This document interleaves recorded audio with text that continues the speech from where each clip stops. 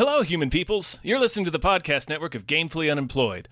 To support us and gain access to great exclusive podcasts like Fox Mulder is a Maniac, Tom and Jeff Watch Batman, Star Trek The Next Futurama, and our latest show, Spiel Boys, head over to patreon.com/gamefullyunemployed. We do game streaming, movie nights with our patrons every Friday night, and you can even commission your own podcast about anything you want. Literally anything, within reason, and we have to do it. You are quite frankly out of excuses not to go visit patreon.com/gamefullyunemployed. That's patreon.com/GAMEFULLY unemployed, which is spelled like it sounds.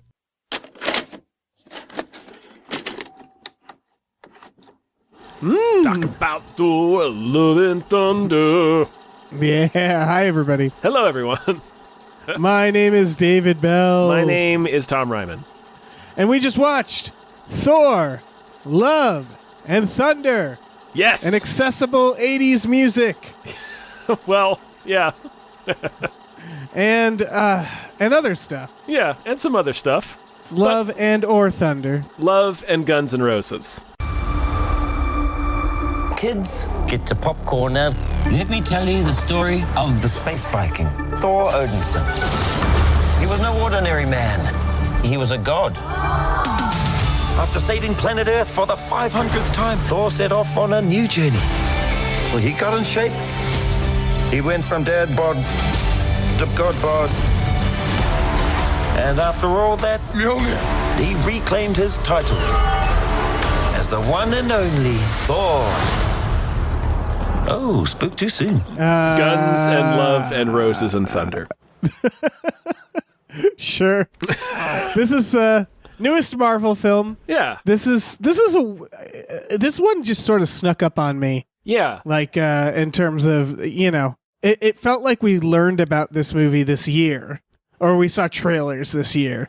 And it was kind of nice. It's kind of nice to see trailers for a movie and then like see the movie a few, months later. Yeah. Like this is the first post-pandemic experience like that for me right now. Yeah, we weren't watching like 2 years of Top Gun and Black Widow trailers. Right. Christ almighty.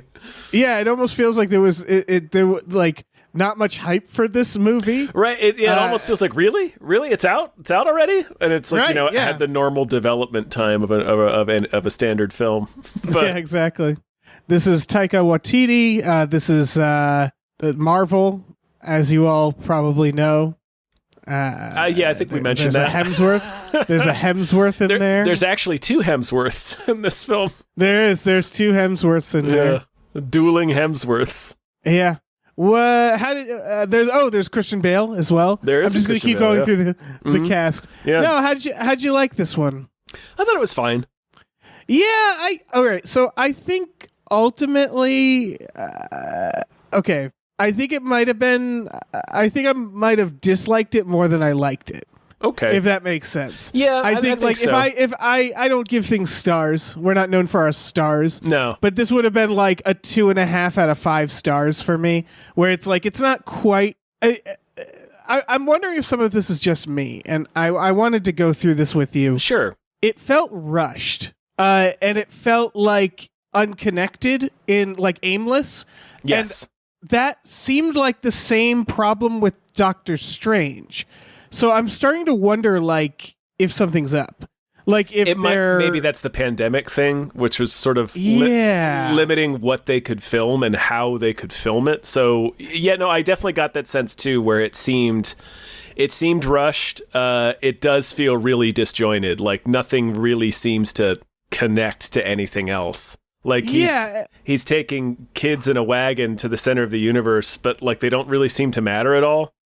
Right, it's such a weird plan. Yeah, there's a lot of like the whole Zeus stuff, which we'll get into. I don't think that mattered at all in the film. It didn't. They stole Zeus's thunderbolt, but ultimately it was just like, I don't know.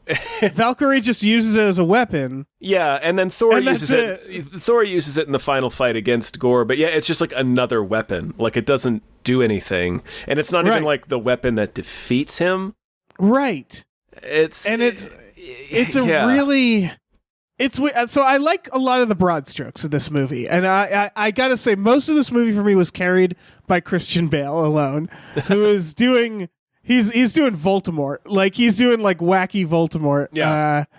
And I very much enjoyed it. I enjoyed what he was doing because of course he was doing something fucking wild. Yeah. But yeah, like the jokes, there were some jokes that made me laugh, but not nearly as much as I thought there'd be, and I feel like it's almost a little phoned in. Like they do, like you mentioned another Hemsworth, they do just that gag again. It's the same gag from Ragnarok. Yeah. And it's like I don't know what you want from me. Like, do you want me to laugh again? Because it's the same gag. Yeah. So Matt don't Damon know. is back as fake Loki. It's like, Sam Neill is back as Sam fake Neill is Odin. back as fake Odin. It's like, we laughed at this once before already. I mean, it's funny. Right. But like it's starting to feel like a little phoned in, I want to say, where it's like, oh, we're just going to add these random jokes and they're so random, so we'll laugh. Yeah. But there's not that much motivation. There wasn't like a very good transitions from like jokey stuff and serious stuff. There was like a real Family Guy quality to the jokes in this movie, in that they come out of nowhere and don't have anything to do with what's going on, really. Yeah. It's hard. I'm still trying to process it because it's like I know I came out of this because we just watched it. Exactly. Yes. Because I really liked the last Thor, Taika's last Thor. I really enjoyed, and so I'm trying to like put my finger on like it feels like he was kind of doing a watered down version of the same thing. Like it's like this. The Russell Crowe is basically Jeff Goldblum. Yeah. But like less effective. Yeah. It's all like kind of the same devices, but not as fun and not as like cohesive. I think that was my biggest problem with it, is that it feels like a mess. Like it feels very jumbled and not like you said, not coherent. It's not like, right. I don't know. It felt once we got to the ending, I was like, I can't believe this is the ending. Yeah. It feels so like anticlimactic. It felt like a filler. Yeah. I mean, yeah. I mean, technically so was the last Thor. Yeah. But the difference was that I think they had more fun with it. Like there's just it definitely felt more consequential, which is weird to say because this movie kills off Jane Foster. Spoilers. It sure does. But it's one of those things where it kills off James Foster, but like then did you get to the very end credits? No, I didn't. Oh, okay. So there's the post credits. There's a scene introducing Hercules. Yeah. Which sure. Then at the very end. Yeah, I don't know the significance of that. The Marvel version of Hercules is pretty funny. So that's cool. Yeah, it's just a ridiculous character. Anyway, so you would have enjoyed the very end. So I stayed for the post credits, final thing, and it's Jane Foster reforming in like this paradise, and fucking Idris Elba approaches her and says, "Welcome to Valhalla. You're here now with all the other actors who wanted to do other things." Like that's basically what it is. Like, right? Like Valhalla is just actors who are like, I'm done with this series. You can go ahead and kill me off. Oh, that's pretty sweet. So who else was there? Just him. It was just him. Oh. They should have done others.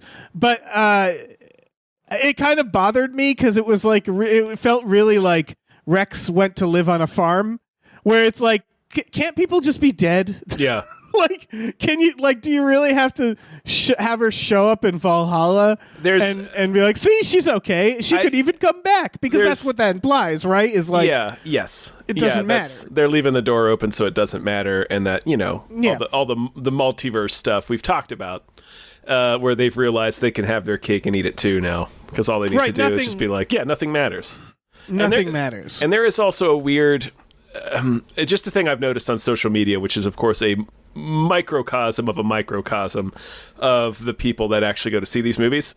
Sure. But I have seen a lot, like in the last year or two, of people getting like really disproportionately upset about movies and TV shows where a character dies or like something ends like kind of sad.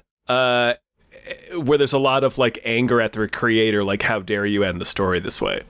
Right, and Marvel is definitely, I think, and Marvel contributed to that. Yes, yeah. But again, this is social media, which is a fraction of all of the people that is going to see these movies. But it is something I've noticed lately. So I wonder if this is a symptom, the cause, both. I don't know.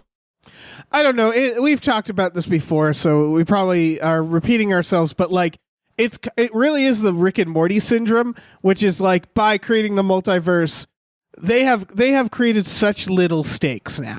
Yeah. Where it's like Thor could die in this movie and I wouldn't have batted an eye. I wouldn't have cared.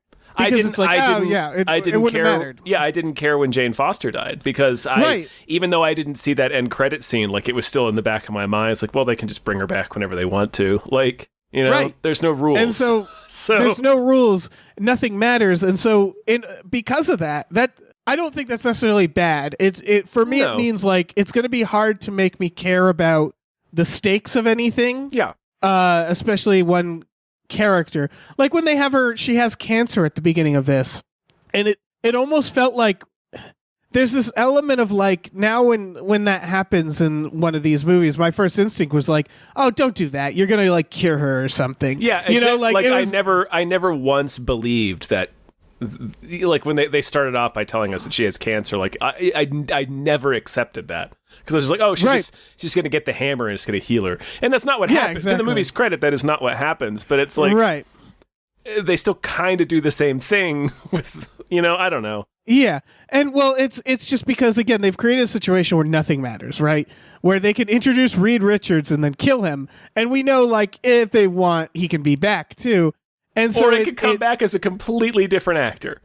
Right. Yeah. And so that's the thing. There's no rules to the multiverse now. Spider-Man can be played by 3 different people, but also the other characters can be played by the same person in the multiverse. Like Benedict Cumberbatch is the same person in every multiverse, but Spider-Man isn't.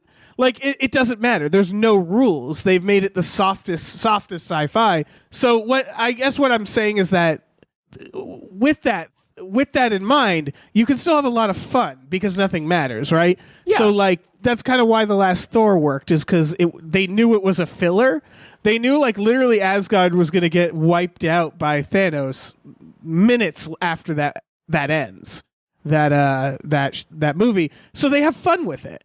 Like they don't do anything like too serious in that. It's just a comedy basically.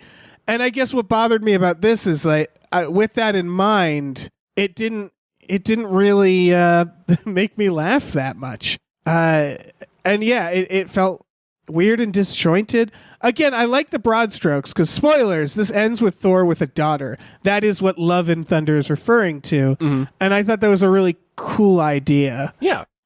Which I'm assuming is in the comics, maybe. I have no idea. Oh, okay. I'm not familiar with this era. Yeah, there's some good ideas. I don't mind with the Jane Foster stuff, but it would have had more of an impact if Natalie Portman had been a character in the last 10 years. Yeah. Like she doesn't. Like they have to rekindle their relationship, and then she dies. Right. And it was like, they have to, and I wonder how often Marvel movies are going to do this. Like there are like 3 or 4 montages with Taika's narration as whatever the rock monster's name is. Yeah. It's real Tarantino narrating getting us up to speed on what Thor's been doing, what the state of the MCU is, and then they do one showing us what their relationship was like, because we never saw it in the previous versions, and we haven't seen Natalie Portman in a Marvel movie since I think the second Thor film. Yeah, they broke off camera. Like she's at the end of Thor: The Dark World, and then like they don't talk about her basically, and then they like mention that he broke up with her, and then we see like her in a shot in Endgame, right? And that's pretty much it. I think so, yeah. Yeah. So like to bring her back, it was one of those things where that's exciting. Like I was like, oh cool, Natalie Portman's back. That's great. And then they just kill her. Yeah. And it was like, huh. Well, don't bring her back then. This movie already feels kind of cluttered and rushed. Like, I don't know. You know what would have been a cool idea is if you did an arc with Thor with one of the kids. Like if it was like the idea was it was all around Thor and children, because there's a lot of that in this, right? Yeah. But it's sort of a side story where you do Idris Elba's son. You do like an arc with him, because they don't even tell us it's Idris Elba's son until he does the mind teleport into a scene. Yeah, and I was like, what the fuck is happening? He just bursts into the scene, and then they're like, oh, it's Heimdall's son. He hasn't quite learned his powers of sight yet. Right. There's a lot of shit like that. Yeah. Yeah, there's a lot of, they have to explain something as it's happening. This felt the closest to like a B kids movie to me, where it was like there was so much fantasy stuff and things that they had to just do this montage like narration to get us all caught up to speed, that it felt like I was watching like the opening credits to a Saturday morning cartoon where they get you caught up on the story. Yes. And it felt like the first half of this movie is really strange. Right, it's loaded with those montages. Yeah, it's also, there's some wildly inconsistent stuff. Unless you can explain this for me. So Thor has this axe that can teleport him, like his the Bifrost. It's the Bifrost. Yeah, it's the Bifrost, right? And apparently you can do this with anything, because they do it with Zeus's fucking Thunderbolt later. So I don't know the rules of that, right? And it's fine. It's fine until the movie starts pointing it out. And what happens is Thor like comes to Earth, and they're like, oh, we have to go save these kids in this like dark realm. And he's like, I'll take us there. And they're like, no, we're not going to use your axe, or like, we're not going to use the Thor's hammer. We have to like use a vehicle, and we'll power it with his axe. Mm-hmm. And it was like, okay, I don't understand. He just got here with that axe. And they say something like, we don't want to use your shaky Bifrost axe or something like that. And so they do this whole thing where they create this boat that they travel on the Rainbow Bridge. Mm-hmm. And then when the kids are like, we need to go, he's like, here, take the axe. And they just leave. Yep. And it was like, okay, so what's the rules here? Because there are none. Yeah, it'd be one thing if, like, there's a lot of rules in movies, which we've talked about, which is like, no need to nitpick, don't worry about it. But this was like such a major plot point. Yeah. But it contradicted itself within minutes. Yeah. And it was like really messy shit. Like he lands on Earth, his axe gets jealous. His axe and Mjolnir become sentient in this film, which is funny. They do some funny jokes with it. It is funny. I wish they had done that since Thor 1, because it's a good idea. But they make his axe be jealous, so his axe is kind of on the fritz, and isn't working quite right. But I forgot where I was going with this point. Well, just the teleportation and how weirdly inconsistent it was. Yeah. So it's like, so he teleports in, but just then they say, oh, it's not working right, so they need to build this boat. But yeah, as soon as they take the boat to where they need to go, Gore steals the axe from him to open the gate to eternity or whatever, and it works fine then. And then like as soon as he gets the axe away from him, he just gives it to the kids. So, right, and he teleports using the Thunderbolt too. Yeah. So it's like, so why did you can you use the hammer, like Natalie Portman's hammer? What's going on here? Like, why? It felt like they just arbitrarily was like, we can't do that for the next 30 minutes. Yeah, pretty much. And then we can. Yeah, and they didn't explain it well. It's very messy. Yeah. It's just kind of a mess. Yeah. It really is. It's like his axe is the only thing that can open the gate to eternity, but like why? Like, why is it Thor? They just forged it. They just made that axe. They say it's the Bifrost. Like, the Bifrost is what opens it at the gate to eternity. But, like, why? Like, does that, like, why is, out of all of the gods that we're introduced to in the universe, like, why is it the Bifrost? It's very confusing. And, like Russell Crowe as Zeus, like, they go to Omnipotent City to try to recruit some gods to help them fight Gore, and Zeus is like, nah, we'll just wait here, and Gore will never make it to eternity because he needs the Bifrost to open it. So there's like only one step, but like he says it like, oh, he'll like as if it's gonna take him too long, or if it's like or that it's like some insurmountable goal, but like if all he needs is like the key to open this door, and the key is just the Bifrost. I don't know, it doesn't. They just needed him to say that exposition is the answer. Yeah, it just doesn't make any sense why he'd be so dismissive of it, even as the kind of douchebag that they introduce Zeus as. Right. It's like, and again, going to Zeus is like, why did they decide to go to Zeus? Like, why? What was recruit people to fight Gore? Yeah. Right. Don't they have like Avengers? Like, it's weird that like it's one of those moments where they're like, we need to defeat this guy, right? And like, this has never been they've never done this before. They've never been like, let's go ask the gods. I guess because he's killing gods, it's their business. Yeah. But it feels, I don't know, it felt weird. I guess that makes sense though. Yeah, I mean, it makes as much sense as it needs to. It's just you can really, it barely can, like these ideas barely connect. And they really only connect because the movie tells us that they connect. Like there's no, they don't feel like this. This movie doesn't. What it is, no scene in this movie flows into any other scene in this movie. No. And also, I think what it is that Christian Bale's, this is something the movie really needed and didn't have. Christian Bale in every scene they fight him has to escape. He never gets really the upper hand on them. No. Like there's a couple parts where he ties them up or whatever. So it was really weird. So the way this movie starts is we haven't mentioned the Guardians of the Galaxy, and there's a reason why. It's because they're barely in it. Yeah. They're not in it. The trailers lied to you. They're in the first 10 minutes, and then the way they have to get them not involved, which felt very weird. The scene was acted strangely too. Like, yeah, it was. It felt like they were again like phoning it in, or maybe they weren't in the same room or something. Maybe I don't know. It's like so what happens is they're looking at a star chart of all the people that need help in the galaxy, and Thor notices that his friend Sif needs help. So he's like, well, I got to go help my friend. You should help all the 1,000 other calls because that's you guys' job. You're the Guardians of the Galaxy. Right. But like Chris Pratt says, I forget what he says. It's like, it's something about all these other, it's like, oh, but what about all these other 1,000 radio calls? We've got to answer them all. But he delivers it in a way that makes it sound like he's being sarcastic.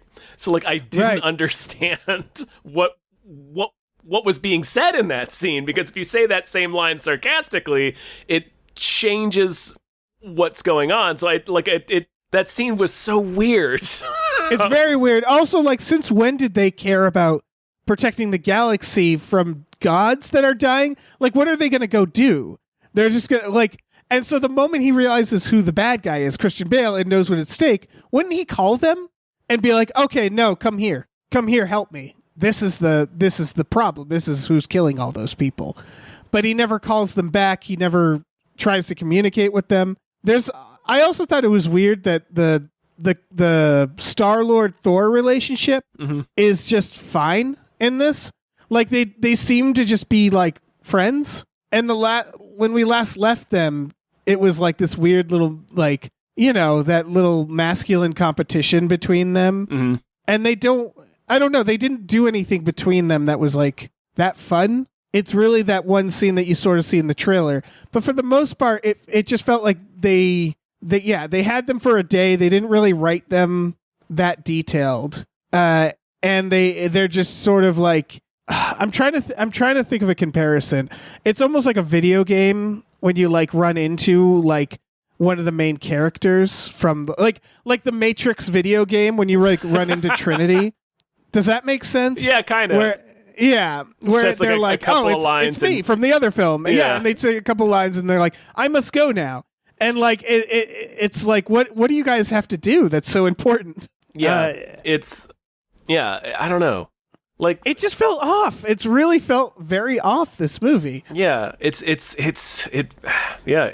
felt like a mess. But I still enjoyed it for the most part. Like, I thought it was fine because like I guess the jokes worked. More of the jokes worked on me than they did on you because I was laughing. There were some jokes that made me laugh. Yeah. But it's like everything was so. Like, I liked how silly it was, but also like that kind of works against it because it's like barely a movie. It's so disjointed and silly, which is fine and very low stakes. And like, I guess like, so you compare this to the other Thor.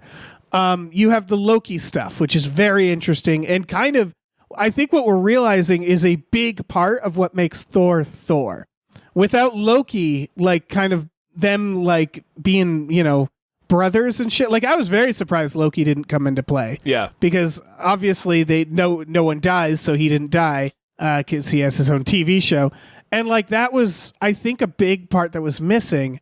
Also, just like there was a lot of Asgard stuff in those other Thors, right? Like Odin was involved, and there was, I don't know, it was more around protecting Asgard as opposed to this one, which was like both high stakes and low stakes. Because also, so Christian Bale, it begins with his daughter dying, and he gets mocked by his god, and so he decides to kill all gods, and that's it. That's his motivation, and they really want us to care that these gods are dying, but they also present every god like a fool. So I didn't really care that if he would kill all the gods or not. There is a point where one of them, I think it's either Valkyrie or Jane, I forget who says it, but somebody says that, but he's killing innocent gods. Oh, no, wait, no. Right. Thor says it. Thor says it to Zeus, I think. He says, but he's killing innocent gods. And that line was just struck me as so funny. Fucking funny because except for Thor, every god they've shown us in this movie is a scumbag. Yeah. So it's like I don't care that he's killing all the gods. Like what it seems like they suck. Yeah, he's killing them because they don't help people. That's the whole theme, and he's not wrong. They're specifically showing that all the gods aren't helping anyone. So it's like, oh, go on, kill the gods. And then at the end, he realizes that his one genie wish, because basically eternity, for whatever reason, again, this is such a like a flaccid device, which is the idea that there's some mega god that you can only get with Thor's axe through the Bifrost, that when you get to the god, all it does is grant you a single wish. And like, why? Why any of this? Yeah. Like, what a real, like, random, like, they didn't, like, there's the Celestials. They could have worked them in. They could have done something that might have advanced the MCU, but it's just like, by the way, there's this incidental character. Yeah, they just plop that out, too. Like, Zeus just says it, and then that just becomes what Gore's goal is. Like, up till this point, we thought he was just killing all gods. And then Zeus just says that bit about he'll never reach eternity. He's trying to get to eternity because eternity will grant the first person who reaches it a wish, but he'll never reach it. But like, it seems like he just already knows where it is, and it seems like everybody knows where it is because Thor goes right to it. And Thor's Bifrost unlocks the gate to eternity. So like, why hasn't anybody claimed this wish yet? If everybody seems to know exactly where it is and what opens it. Would have been real cool for Thanos. Yeah. Would have been a real helpful way to defeat Thanos. This fucking wishing well. Also, Christian Bale he's killed like 200 gods when we start, right? Yeah. Why? If he's trying to get to eternity, wouldn't he just immediately go after Thor? He would. Why is he? Yeah. And so it's very because this is. I'll answer you why. It's because the movie changes what his goal is halfway through. Yeah, and then he decides. So like they do New Asgard is like a theme park, which was a cute idea, a kind of depressing. I thought there was like it struck me as real depressing. Yeah, right. And then they don't like that's at the beginning. So I thought like, oh, by the end this will be fixed. Nope. That's just what it is. And so it's like, all right, I guess, all right. And so after killing like 200 fucking gods, Christian Bale shows up at New Asgard and does these shadow monsters, again, immediately defeated, like has to run away, and then steals all the kids. And they're like, well, yeah, we need an army, clearly, to defeat this guy. And it was like, do you? Yeah, you're right. That's so weird because that's a thing that they did in the new Star Wars too, where it's like, if you want your villain to seem formidable, and he looks cool. Like the Christian Bale's performance is a lot of fun. He's great. He's great. The character's design is really cool. The way he uses shadows, and ends up being this like white robed figure in the midst of all this blackness. It's a real creepy character design. But you're right. Every single time they fight him, they beat him, and he has to run away. And it's like that's not how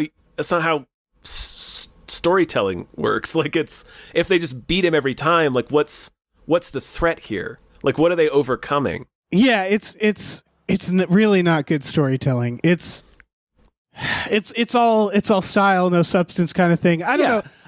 It's also, I think, yeah, and then he steals the kids. And again, that's such a weird thing to happen. Yeah. That's like something that happens in a Disney movie. Exactly. And then it's like, we have to get the kids.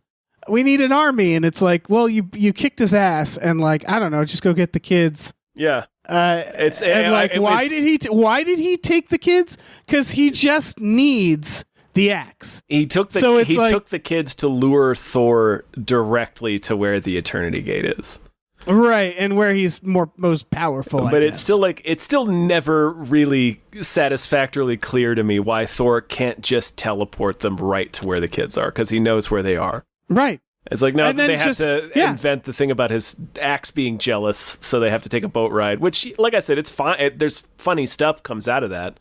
So I'm ultimately glad it's there. It just, as a story, it just makes everything not make sense and feel disjointed, and it just is just kind of like series of like fun scenes that don't really connect and don't come together to form like a satisfying story. It's just kind of like a series of events, and then the credits roll.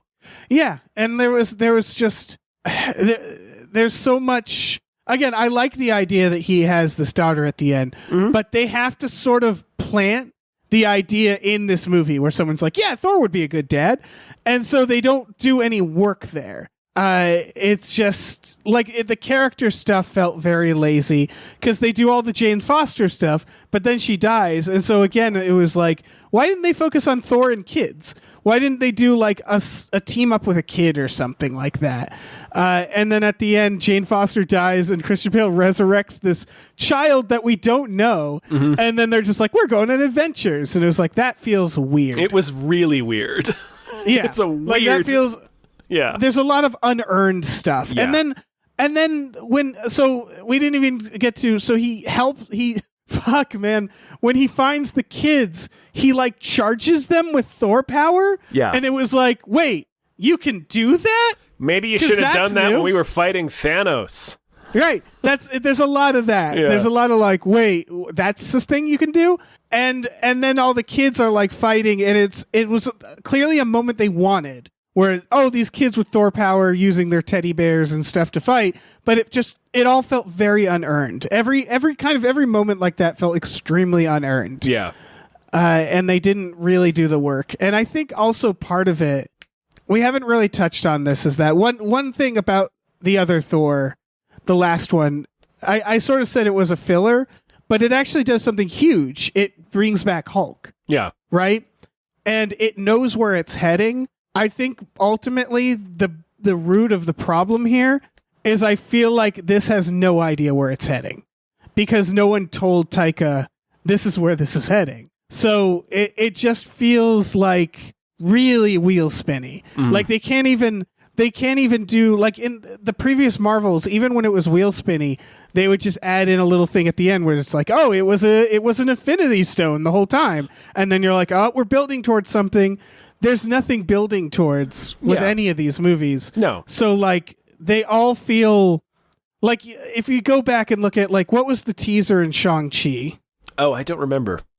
I don't either. So bad example. Yeah. Eternals was like, bringing Blade. We're bringing you Blade. Blade and Black Knight. And Black Knight. And it was like, okay, cool. That's going to be, and I haven't heard a peep out of Blade. I don't know what Blade's up to. And that didn't give me any idea of like what's gonna happen. Yeah. And then Doctor Strange, Charlize Theron shows up and she's like, on to the next adventure. And they jump in a hole. And also Eternals had the Patton Oswalt guy. Yeah, and whoever that was like Thanos' brother. That's right. Right. And then I think there was some Secret Wars stuff in WandaVision. And then they were bringing Daredevil. And some of this other stuff, and none of it feels connected. It all, like, it's none of it, it's not leading to anything. Like, they're all their own individual, like, next thing, but none of them are linked together. So, like, I don't know what's going to happen or how these elements even connect or if they will. And I'm starting to feel like they won't. They probably won't. Yeah. So I think maybe these movies need to do more to stand on their own as movies. Yeah, I think they need to stop with post-credit scenes. Yeah, honestly, yeah, that would be good. Yeah, I don't think... Remember when old Joss Whedon, remember when he did that shawarma post-credit scene and everybody was like, oh my God, how subversive. And then they never did anything like that again. Every post-credit scene is here's a little preview. They did some, like, I mean, the one at the very end of the credits not always, but tends to be where they put like the silly throwaway like shawarma gag. Yeah, that's true. Because they did the Pizza Papa one at the end of Doctor Strange. Oh, you're right. Yeah, they did. So they still do it for sometimes at least. Yeah, sometimes. But at this point it's like that's what it should be. Like I don't want to sit, you're already making me sit through 30 minutes of previews before the movie starts, and then it's like 8 minutes of credits to get to these sequences at the end. So like I don't know. It would be nice. It would be nice if they just stopped I don't know, because it's like you said, it almost, because they're not connected, it's like the excitement linked to the post-credit sequences is also diminishing for me, because it's like they reveal like Blade and Black Knight, for example. It's like, cool, I guess I don't know like what that's going to be or how it relates to what I just saw, Right. Like with all the earlier they had, when people would show up and end credits be like, oh, they're going to, join the build up to fight Thanos, because we knew that's what was coming. Yeah. They were going to join the Avengers. Yeah. Yeah, you had the first one, which was Nick Fury talking about the Avengers Initiative, and then they would tease like Thor's coming, and then they would tease like, ooh, this character, and that's all building towards we're making the Avengers, and then they transition that into Thanos, and you're like, okay, here Thanos is coming, to the point that it was such a great moment when like Hulk shows up and goes, Thanos is coming, and Doctor Strange goes, who? Like it all like. Because we had all been waiting for this. It's just every time there's an ending credits, it stops and the audience just all has to Google it and just be like, "What is that?" And and then it's like, "Oh, that's a reference to this character who's in the comics for a little bit in here." Especially okay, especially Charlize Theron, because at least for most of these, they at least tell you what the character's name is. I don't think they tell you who Charlize Theron is at the end of Doctor Strange. So it's like, I don't know who this is. And come with me on this next adventure. Who are you? Am I supposed to pop for this? And none of it connects. Yeah. And I'm all for ending credits because they make people watch credits. Sure. But I'm sick of these teasers where it's like, who is this little critter played by Patton Oswalt? And then you Google it and you're like, oh, that doesn't matter. I don't care about that at all. It's like, what the fuck is happening? What is this? Give me a sign that there's a plot that we're going towards, because, and this is important, is that so far the standalone movies and shows have been largely unsatisfying in terms of a plot. Yeah. They feel like all the characters are in stasis. I think that's a big part of this, is that Thor gets a daughter in this. It feels unearned, but that's at least like a growth in the character. Yeah. But like the Doctor Strange, nothing changes from beginning to end, really. Not really. Like, he finally moves on from Rachel McAdams. And that's true. And Wanda dies. Yeah, does she though? Well, as much as anyone dies in Marvel. To be honest, you just saying Wanda dies was the first time I even registered that that's what was supposed to be happening. I just sort of saw the building collapse on her and thought like, until next time, because like obviously she's not dead.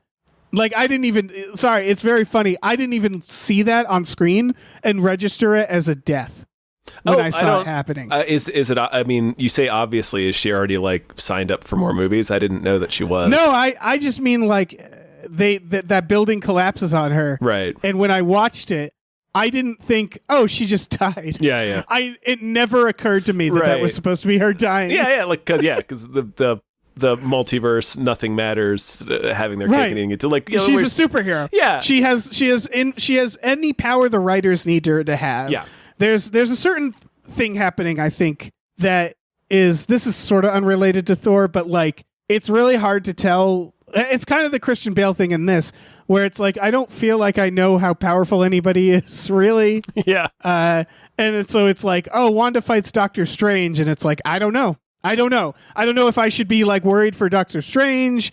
I don't know, man. They can just do everything. Yeah. Normally the answer is yes. You should be worried for Doctor Strange. Right. But like nothing really indicates it. Yeah. I don't know. There's there's so many movies, it's so hard to keep track of. It is. Yeah. And then that's another thing about Thor 3 is they do the thing where she immediately breaks his hammer. And you're like, oh shit. Yeah. Like that, there's nothing like that with Christian Bale. He seems perfectly easy to beat, and he is. Every time they face him, they beat him. So, yeah. Sure. Yeah, no problem at all. Yeah, it was barely a problem. Yeah, so it's kind of a swarm of things for me. It's felt directionless in that I don't feel like I know where anything's going. And I think that's on Marvel, because Marvel has created that expectation, right? They have, in their first 3 phases, shown us like it's all leading somewhere. Yeah.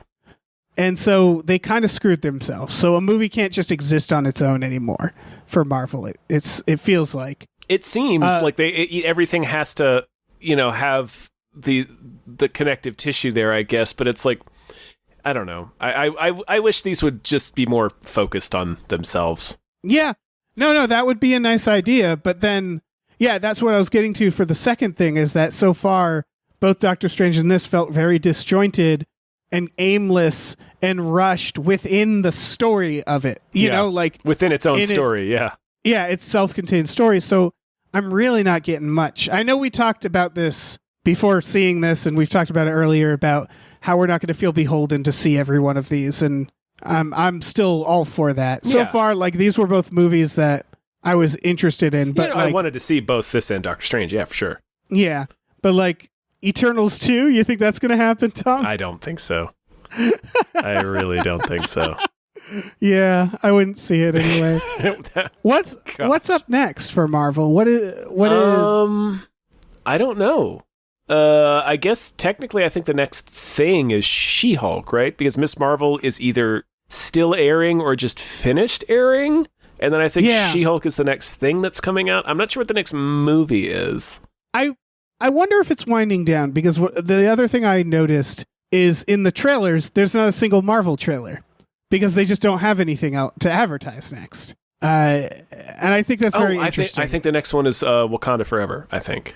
Oh, yeah, and that's way off the radar. And Lord knows what they're doing with that. Yeah, I really think the pandemic really fucked them up. It did.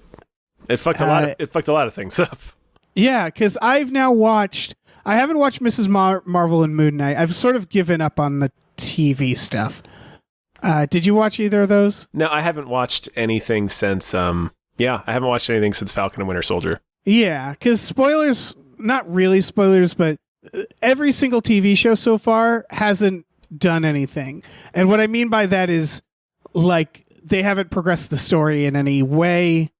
Some of them have been interesting. Yeah. But largely they've been like, like I haven't been blown away by anything in them ultimately. Like Hawkeye, it all felt like it was like, what are we doing? And like, if you're enjoying them, then they don't need a purpose, right? Like, that's the thing. Yeah.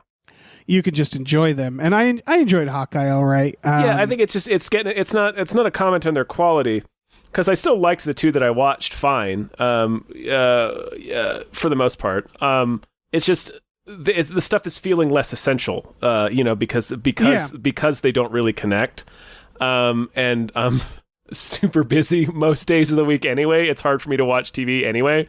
So right. Like the fact that I don't, as opposed to like when it was building up to Thanos, where it was like, man, I need to see everything so I know how all these pieces are falling into place, because I don't know where this next phase is heading, and because they're still trying to make it this big connective thing. It's like, well, I don't feel the urgency to make sure that I catch everything right now. Yeah, here's what it is. I don't know if they know what it's sort of like, okay, Marvel, is it all going to connect? Do I have to watch it all, or don't I?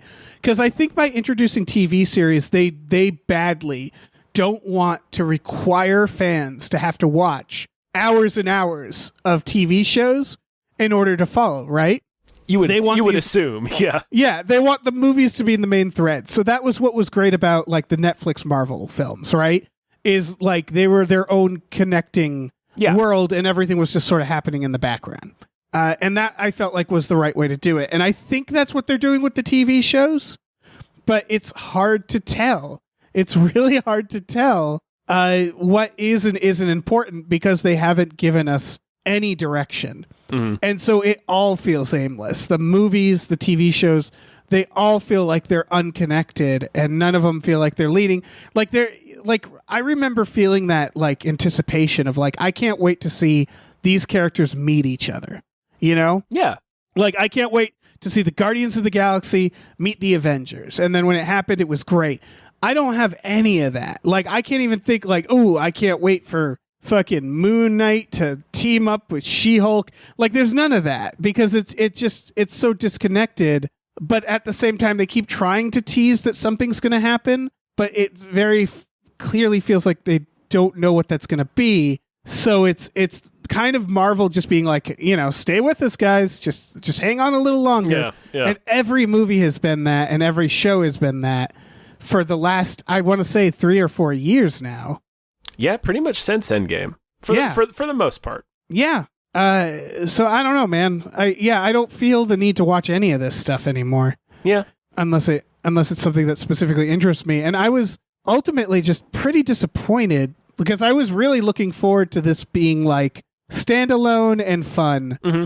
And I guess the jokes just didn't hit me the way. Fair. Yeah. That's fair. I still had a lot of fun watching the movie. Like the movie is fun. It's just not much of a story, unfortunately.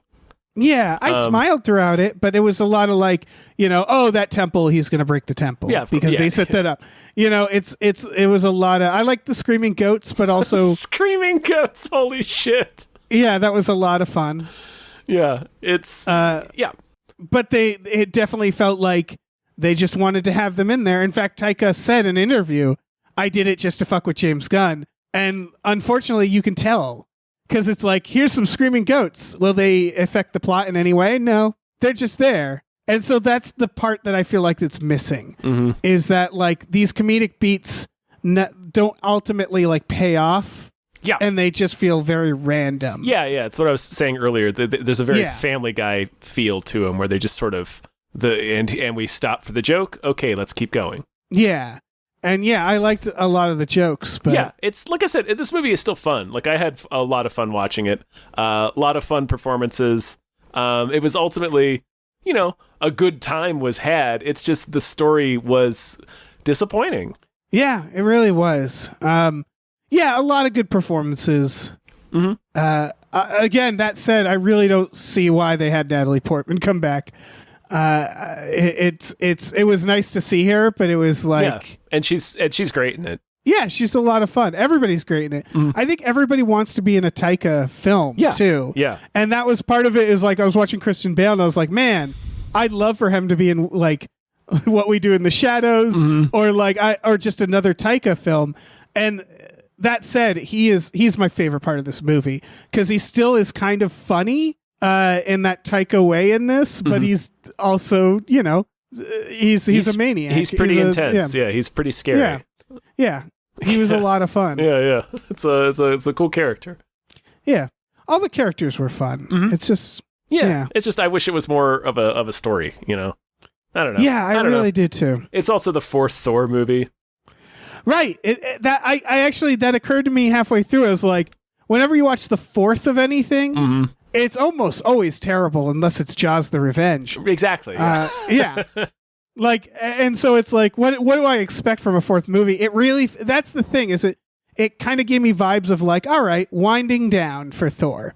And maybe Hemsworth, maybe his contract is like nearing an end too. Because honestly, this feels like as good as an ending as ever, or as good as an ending as any for Thor. Is like he has a daughter. They're going around the universe fighting space crimes. Yeah, but then they introduce fucking Hercules in that mid. That's why they got to stop doing mid credits.